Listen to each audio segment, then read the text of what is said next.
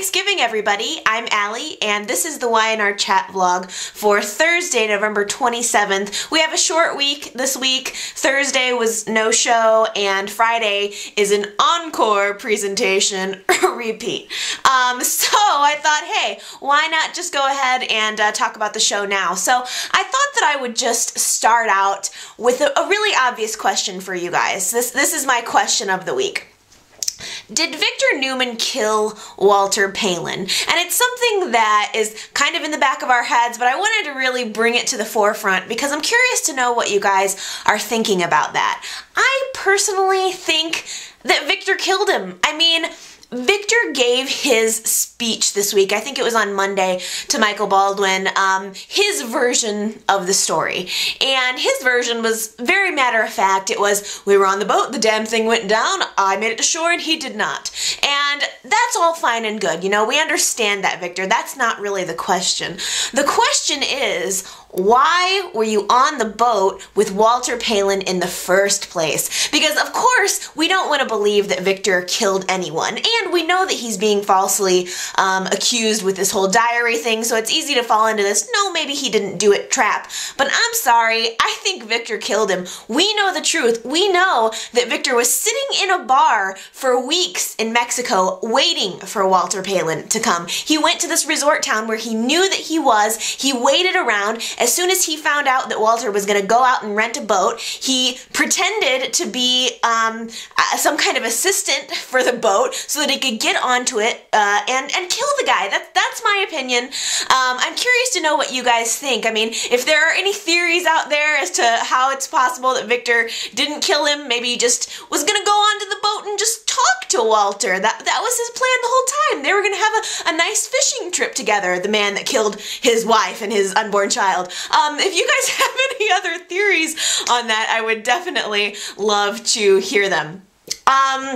Even though, however, I do think that Victor killed Walter, I still think that Heather should be removed from this case. It is absolutely a matter of bias. She has a huge conflict of interest with dating Adam. In fact, I can't even believe that she's still on the case at all. You know, I go back and forth between thinking, I can't believe how totally naive she's being. All of this evidence is coming out about Adam being involved. We found out this week that he has this money stashed away in a Swiss bank account.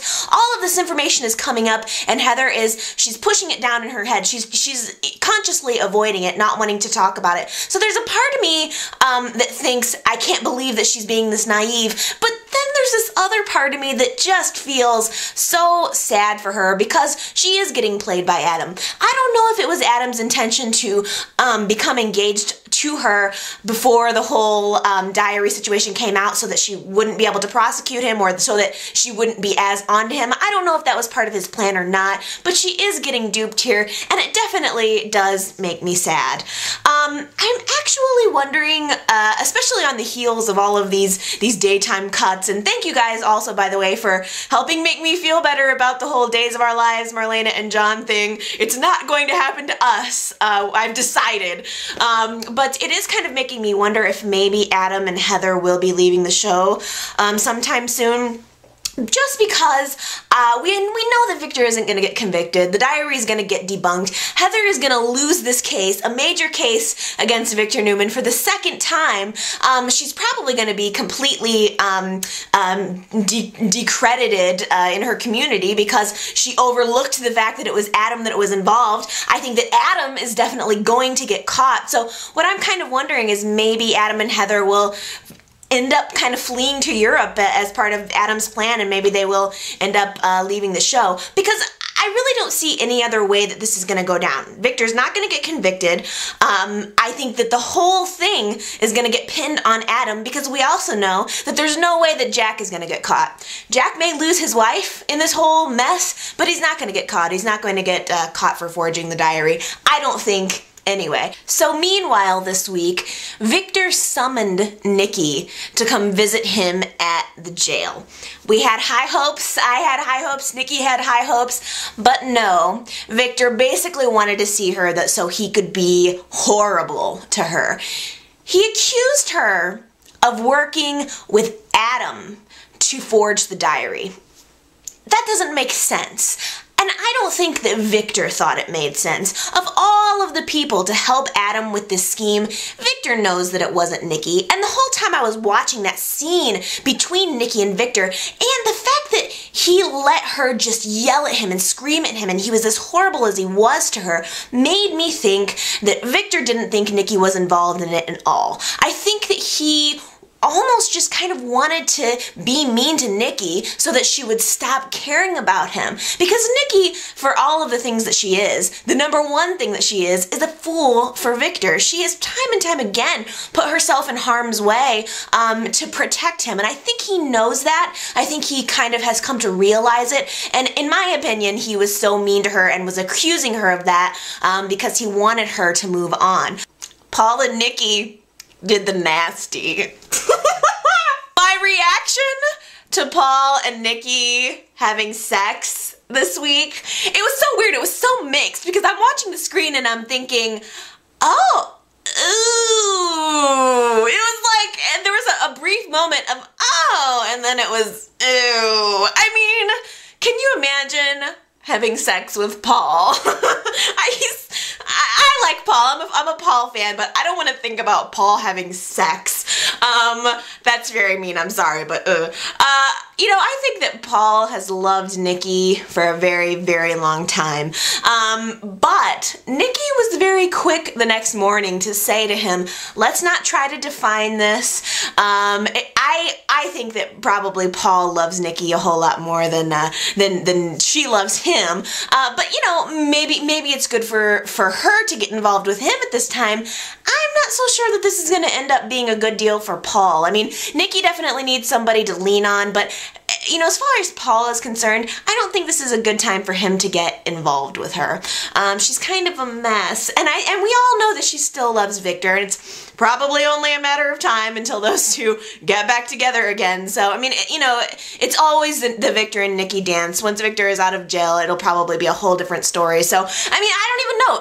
Are Nikki and Paul involved now? Is this, I mean, she's moved in with him. Does this mean they're in a relationship? And if they are in a relationship, is it a relationship that's going to last? So curious to know all of your reactions. I'm sure you're like dying to get it out, dying to tell me. So feel free to post a text comment or a video response. So while Nikki and Paul were getting busy this week, Phyllis was also a very busy girl. She had her confrontation with Jack. And that was probably, I think, one of the most powerful scenes of the week. I was very surprised with how threatening Jack was to Phyllis. I mean, she was definitely calling him out. She didn't make any bones about it. You know, she called out especially the whole hooker motel thing, but Jack was so enraged. I mean, I've never seen him like that before, and I think that was, and especially not with a woman.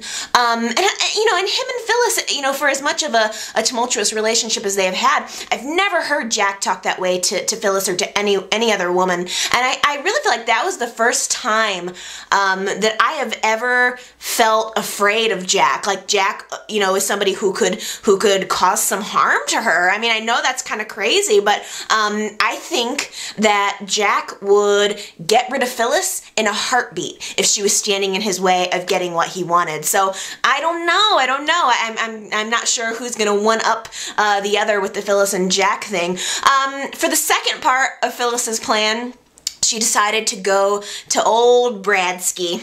And you know, I'm not exactly sure how that's all going to unfold. Phyllis kind of alluded to Brad that she thinks or knows that Jack and Sharon's marriage is going to be falling apart very, very soon. So my question is Phyllis going to tell Sharon about the whole hotel motel thing? What does Phyllis know? What does she have up her sleeve? Not exactly sure what her plan is, but I'm sure it's going to be good, and I'm sure that one way or another, Jack is going to retaliate. But meanwhile, Sharon actually decided that she is going to give Jack one more chance. Just one more chance. Now, Sharon, I would like to ask you, how many one more chances are you planning to give Jack? Because I'm pretty sure that this has got to be at least the third or fourth one more chance. I mean, I honestly hope that she leaves him sooner or later. I know that there are a lot of Jack and Sharon fans. I'm not exactly one of them. I mean, I've never felt the chemistry between those two at all. And I mean, frankly, I don't think that Jack is worthy of Sharon. Not that Sharon is some angel, believe me, I don't think that. But I think that Jack doesn't even know the difference between a lie and the truth. I mean, as long as the lie is in his best interest, it might as well be the truth to him. So I don't think that relationship is gonna last, and I'm kind of not gonna be too sad when it doesn't. Okay, so YouTube has a 10-minute time limit on videos, but I still have a whole lot of other stuff to say. So I'm going to call this the end of part 1 of my video for this week, and I'm going to post a part 2 to follow this one. So please definitely check back with me. Tons more to talk about.